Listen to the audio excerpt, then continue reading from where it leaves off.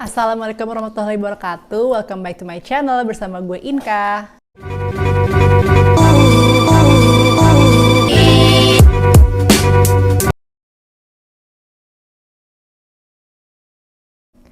Kali ini gue akan ngebahas sebuah film bergenre drama romansa yang tayang di Netflix berjudul Laila Majnun. Kamu sedang mempersiapkan bukumu yang kedua. Belum selesai sih, di tengah jalan aku udah gak ada ide. Kalau menurutku, kota ini akan memberikanmu banyak ide-ide. Oh ya?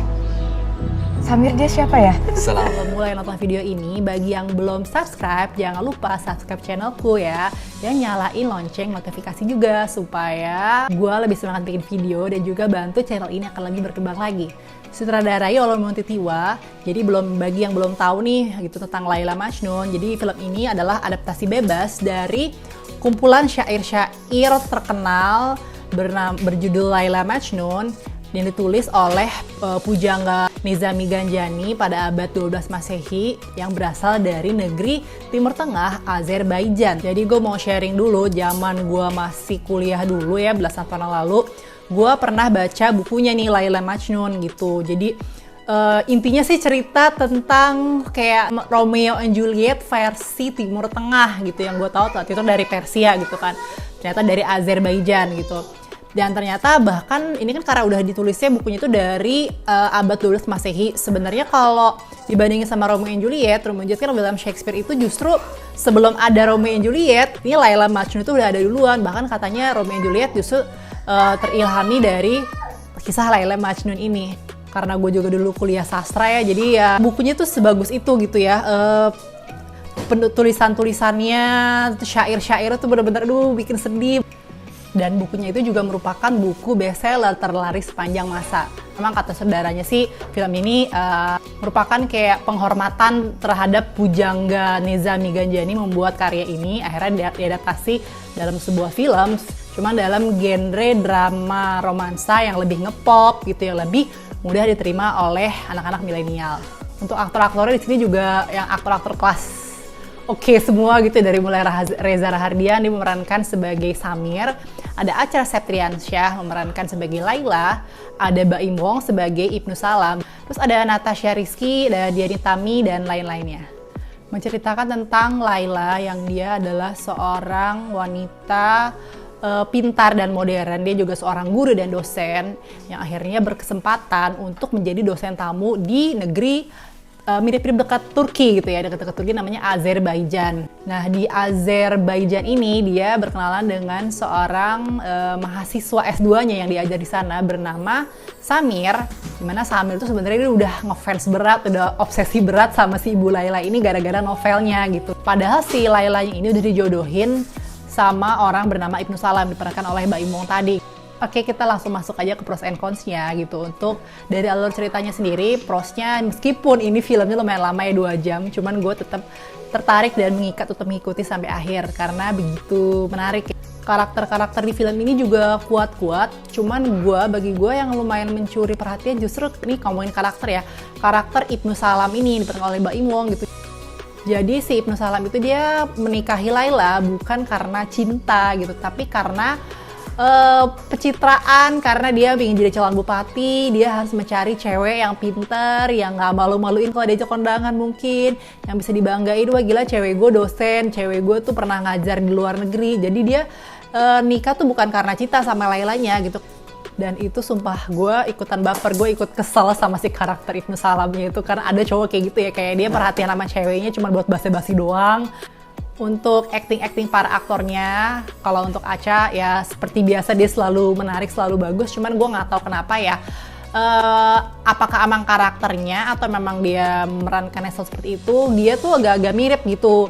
Gue kayak ngeliat Acha di sini kayak nggak jauh beda sama film-film dia sebelumnya, pernah main 99 Cahaya Langit Eropa, terus yang apa tuh film yang keduanya juga ada gitu ya, yang Bumi Terbelah di Amerika. Jadi karakternya sih gue nggak tahu, agak mirip gitu, cewek yang dia muslimah, pintar, cerdas, modern gitu, sama si Laila ini kayak 11-12 sih. Nah yang menarik banget pastilah the one and only gitu, Reza Rahardian, yang gue akuin memang banyak orang yang bosen ya sama dia, lo lagi Reza lagi, cuman ya gimana, emang dia bagus, emang sebagus itu. Dan dia di sini meranin kan sebagai anak mahasiswa S2 gitu yang dia naksir berat sama si bu dosennya. Itu dia bisa banget itu loh, dari mimik mukanya, dari gesturnya, dia sebenarnya udah nggak muda lagi, cuman di film itu kenapa bisa jadi kayak anak muda lagi ya, kenapa cocok jadi mahasiswa lagi gitu. Dan dia kan memerankan sebagai warga negara Azerbaijan gitu. Jadi ya logat-logatnya yang kayak bule yang effort banget ngomong bahasa Indonesia. Tapi kalau lo pernah ngeliat di acting di Habibie kan Pak Habibie juga ngomongnya kayak gitu. Tapi ini beda banget. Jadi gue bener-bener ngeliat di sini tuh bukan Reza, itu adalah Syamir gitu. Dan prosesnya juga emang ini visualnya bagus banget ya gitu. Jadi nggak cuma memperkenalkan budaya antara Indonesia sama Azerbaijan gitu. Pemandangan indah banget, bagus banget. Dan gue jujur baru tahu ada negara ini selain Turki gitu ya. Terus juga visualnya memanjakan mata, terus pengambilan kameranya pokoknya indah banget deh. Selain itu film ini berhasil membuat emosi kita sebagai penonton tuh ikutan terhanyut. Nontonnya bisa ikut simpatis terhadap tokoh-tokohnya, terutama tokohnya Syamir sama Laila tuh gue bisa simpati. Bahkan di film ini juga tuh jadi gini, bagi teman-teman yang belum baca buku Laila Majnun nggak masalah gitu, karena di film ini pun juga si Syamir cerita gitu sama Laila gitu karena dia suka sama buku itu. Kalau untuk cons-nya, gue mungkin untuk dari segi make up ada yang sedikit agak terganggu gue lihat itu. Make up sama rambutnya Dian Tami pas dia udah tua itu kayak mungkin digambarinnya kayak ibu-ibu yang ya udah ubanan gitu ya, cuman rambutnya tuh kayak ijuk banget. Terus make up tuh dibikin kayak dekil, kayak dibikin keriput-keriputan banget, jadi jatuhnya kayak nggak natural aja sih. Sayangnya di berbagai macam plot yang menarik gitu, plot antara 5 sampai 10 menit terakhir itu kayak begitu terburu-buru, dan maksud gue kayaknya 5 menit terakhir tuh gak usah deh, kayak mendingan di-cut aja sih gitu kalau menurut gue, karena menghilangkan esensi film Laila Majnunnya gitu. Akhirnya dicemplungin lah ke kali gitu, diikat kakinya, mereka udah mau mati lah gitu, udah begep-begep. Gila itu sih, gila gue bener-bener nyesek banget, gue berhasil berenang, gila ini memang tragis banget karena sesuai dengan cerita kisah Laila Majnun memang setragis itu. Gue udah di situ tuh udah wah gila keren banget nih filmnya.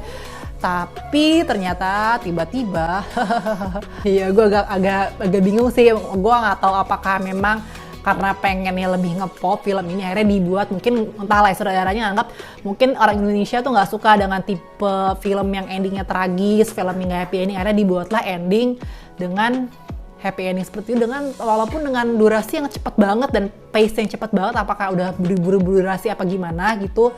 Dan sama kayak kan si karakter Ibnu Salamnya ini digambarin dia kan berkuasa banget gitu ya, dia tuh bisa melakukan apapun gitu demi keinginan harus turutin gitu. Cuman kok bisa ya gitu Laila sama Syamir itu akhirnya melarikan diri gitu dan bisa aman dari keluarganya Ibnu Salam. Untuk skor film ini dari gua adalah 7,5 dari per 10.